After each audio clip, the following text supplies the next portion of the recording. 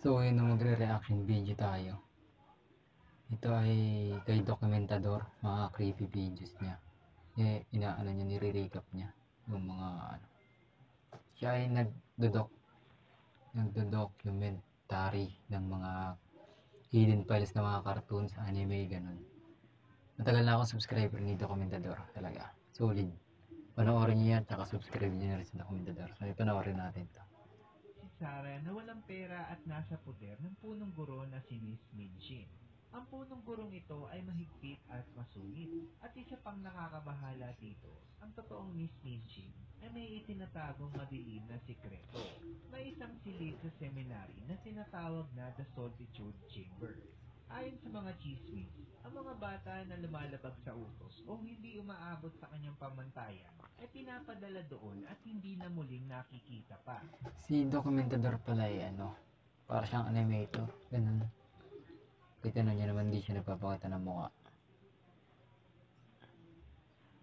Pero solid yung ano niyan. Para siyang, ano, basta. Dahil nga nawala ang ama ni Sarah, siya ay naging tagapaglingkod na lang ni Miss Minchin. At dito magiging weird ang Hindi naman talaga nawala yung ano yun eh, di ba? Yung kwento ata niya ni Sarah eh, hindi lang talagang makita o yung tatay niya, hindi lang ata makita.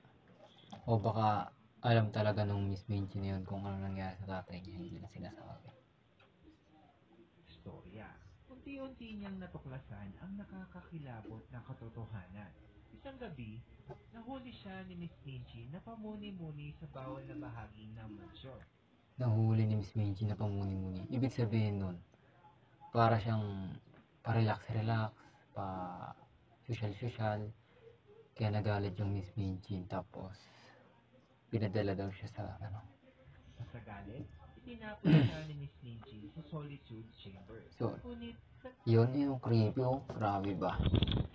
Yan yung pinadala daw si Sarah sa Solitude Chamber kasi nagalit si Miss Minchin. Dahil pa-relax-relax nga lang, pang muni-muni. Kaya, yun, pinadala sa Solitude Chamber. loob ng chamber na ito, nakita ni Sarah ang mga nakakatakot na drawing at suit.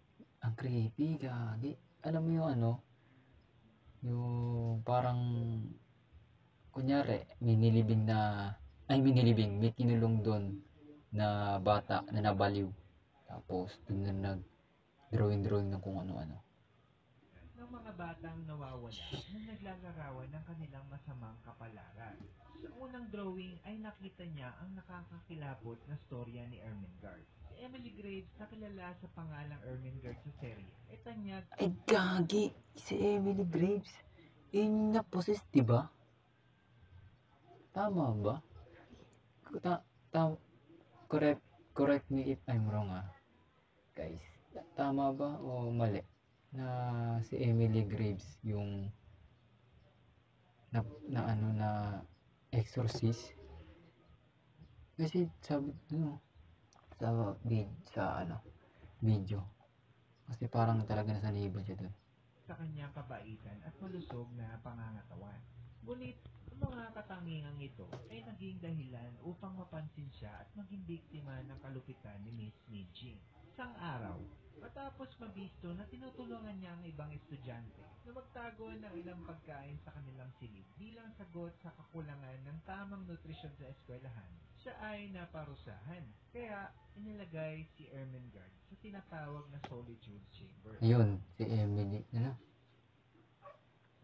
Ermengarde na si Emily Graves. Nilagay daw sa Solitude Chamber. Kasi tinutulungan niya magtago ng pagkain yung mga ibang bata. Ang silid na ito ay walang bintana at ilaw at isinarado ni Miss Minchin ito ng husto. Sa loob ng silid, nararamdaman ni Emily ang kanyang gutom at takot sa bawat oras na lumilipas. Sa unang 2 araw, inisip niya na baka isang parusa lamang ito at palalayain na siya agad. Ngunit nang hindi siya pakawalan, nang dahil sa sobrang gutom niya, ay nanghuli na lang siya ng mga maliliit na insekto para kanyang kainin. Pinilit niyang kumain Tingnan niya, sa sobrang gutom, nanguhuli na siya ng insekto. Ipis, mga ganun, daga, langgam. mga ito upang mabuhay. Ngunit alam niya na hindi ito tama. Putang ang creepy ng boses. Shit. Ganito pala pag nagre-reaction video, no? Tapos nakatodo pa yung ano mo. Tumatay yung balibo ko kahit di nakakatakot yung pinapanood ko eh. Ramdam na ramdam ko yung kilabot eh. Tama si Boss Rino. Talagang parang nandun pag nagre-reaction video ka. Nanghihina. Ang kanyang mukha ay naging putla at ang kanyang mga mata ay naglalabas ng luha dahil sa gutom at pangungod. Shit. Paka-creepy. Umasa siya na baka merong magtangkang iligtas siya. Ngunit wala ni isang man tao ang dumating upang tulungan siya. At dito na nga sa ika-10 araw, natagpuan ang katawan niya na nakahandusay, napayat at tuyot. Tirik ang kanyang mga mata at wala na siyang buhay. At isang malungkot na simbolo ito ng kanyang huling sandali ng pag-asa at laban sa gusto. Sunod na nakita. Lagi. Yung hindi namatay sa ano. Tirik yung mata. Shit. Creepy nun, gagi. Tapos yung mata tirik. 666 na.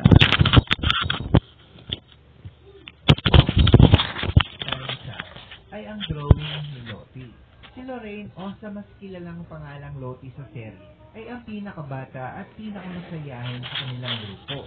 Ngunit, ang kanyang walang katapusan na kakulitan at kakayahan na madaling mapansin ng lahat ay naging dahilan ng kanyang pagkapahama. Sa isang hindi naasahang pagkakataon, nadiskubre ni Lottie ang isang sekretong lagusan sa loob ng The Seminary. Dito niya Natuklasan daw yung ano, yung lagusan. Tingin ko para ano yun, yung lagusan na yun dun yung sa may solitude chamber. Ang mga lihim na plano ni Miss Michi na patunay sa mga kasamaang ginagawa niya sa mga estudyante. Nang subukan ni Lottie na ibulgar ang mga natuklasan, siya ay agad na hinuli at itinapon sa solitude chamber bilang parusa. Sa loob ng Ay hindi, mali. Ano pala yun, yung mga, nakita niya yung mga, doon nakalagay yung mga plano. Tapos, dahil nga nalaman, si Lottie ba yun? O si Lottie, tatapon doon sa solitude chamber. Ang malikot at masiyahin si Lottie ay naging tahimik at malungkot. Sa unang araw pa lamang, marahil dahil sa kanyang kabataan, mabilis na nadama ni Lottie ang epekto ng gusto. Pilit niyang kumain ng mga punit-punit na bahagi ng kanyang damit. Kinain yung damit, men. Paano kaya yun? Pero ano ang paraan doon, tamang paraan doon? Di ka masyadong di ka kagad mamatay. Diba sa may nabalitang natabunan ng lupa, sa tunnel, na lubog sa tunnel kasi gumuho nung lumindol. Meron dong isang survivor na nabuhay sa sobrang tagal, mga ilang buwan ata yun na nabuhay. Gamit lang ang pag-inom ng ihi. Nabuhay siya dun. Pero sobrang payat ang labas. Ihi lang. Ihi mo, inom mo, ihi mo, inom mo. Ganun lang. Dahil sa desperasyon niya na may mailagay sa kanyang sikmura, ang bawat oras ay parang walang katapusan kay Lottie. Ang kanyang malulusog na pisngi ay unti-unti nang pumayat at ang kanyang mga mata ay puno ng lungkot at pagtataka kung bakit siya naroroon. At dito na nga sa ika-7 araw, sa gitna ng dilim ng kahiligan. Day 7 guys. Day 7. Day 7 na tayo. Ang creepy niyang palabas.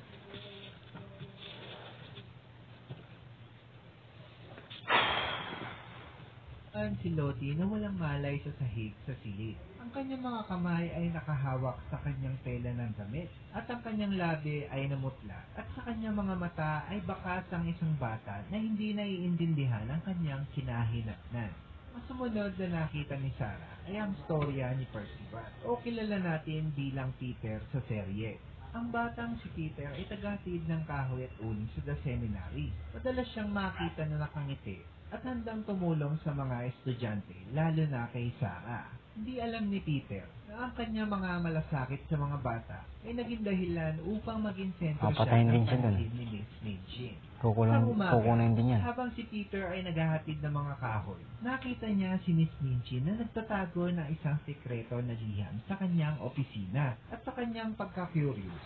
Palihim niyang kinuha ito at natuklasan ang mga plano ni Miss Minchin na patuloy pahirapan ang mga estudyante.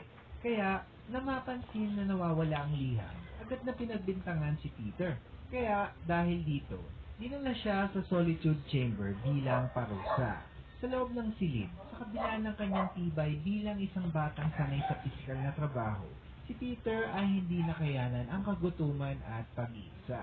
Ginamit niya ang Namatay kanyang din. kahoy na dala upang magsindi ng Namatay din siguro. Pero sabi nagsindi ng kahoy. apoy sa pag-asang ito ay magbibigay ng init sa kanya at sa pag-asa na baka mayroong makakita sa usok at iligtas siya. Ngunit ang silid ay selyado, walang hangin, kaya't ang usok ay unting-unti pumuno sa loob. Sa ika-5 araw, natagpuan si Peter sa gitna ng silid, nakahiga sa sahig at katabi ang mga abo ng kanyang sinubukang sunugin. Makikita sa mukha niya ang bakas ng paglaban at pag-asa. Ngunit sa huli, ang kagutuman at usok ay naging sanhi ng kanyang maagang pagpanaw. Dito ay kinalibutan si Sarah dahil naalala niya ang sabi ni Miss Minchin, si Peter ay hindi nababalik dahil lilipat na siya ng tirahan. Samantala, marami pang drawing ang nakita niya sa silid nito. Ngunit nung babasahin niya na ito, ay biglang dumating si Miss Minchin at siya ay pinainom ng pampatulog na gamot at hindi na muling gumising pa.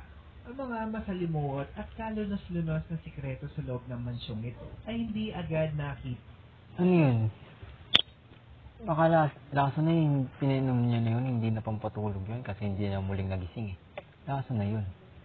Hanggang sa mga sumunod na dekada, nang ang lumang mansyon ay muling buksan para sa renovation, sa malalim na sulok ng solitude chamber, tutuklasan ng mga trabahador ang mga buto ng ilang mga kabataang babae at Sulit na buto yun. Nakita nila. lalaki.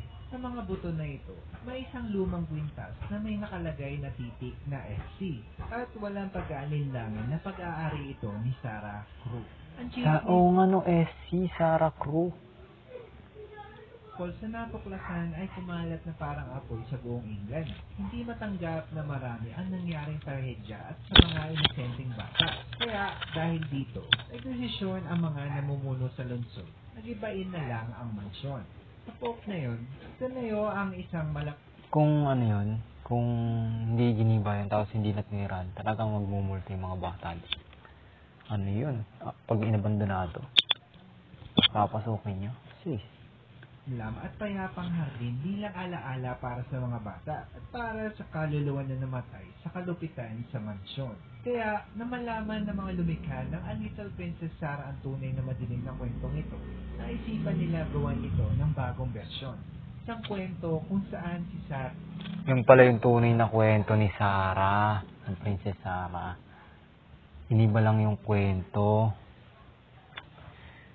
Iba lang pala yung kwento. Yung pala yung tunay na kwento nun. So, ay sana ay magustuhan nyo yung reaction video ko. Huwag kakalimutan mag-like, comment, and share, and subscribe. Tamay nyo na rin si Dokumentador na nireaction video natin. Bye-bye.